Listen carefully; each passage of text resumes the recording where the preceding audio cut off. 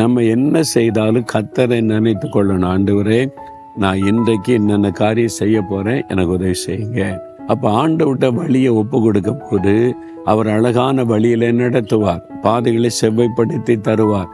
அது சுலபமா இருக்கும். அப்போ நீங்களா ஒரு வழியை தெரிந்து கொண்ட, நான் இதான் படிப்பேன், இங்கதான் படிப்பேன், நான் இதான் செய்வேன், இதான் நடத்துவேன்னு நீங்க செய்யும் போது அதுல பாதிப்புகள் வரும். ஆனா வழிகளை ஆண்டவருக்கு ஒப்பு கொடுத்து உங்களுக்கு பிரியமான வழியில என்ன நடத்துங்கன்னு சொல்லிட்டீங்கன்னா பாதைகளை செவ்வையாக்கி தருவார். இன்னைக்கு யோசித்து பாருங்க, ஏன் இன்றைக்கு கஷ்டப்படுறீங்க? ஆண்டவருக்கு சித்தமான வழியில நடக்கிறீங்களா? அவருக்கு சித்தமானதை செய்றீங்களா? நீங்களா செலக்ட் பண்ணி உங்க வழியில போறீங்க, ஆண்டவர் கூட வரணும்னு ஆசீர்வதிக்கணும்னு நினைக்கிறீங்க.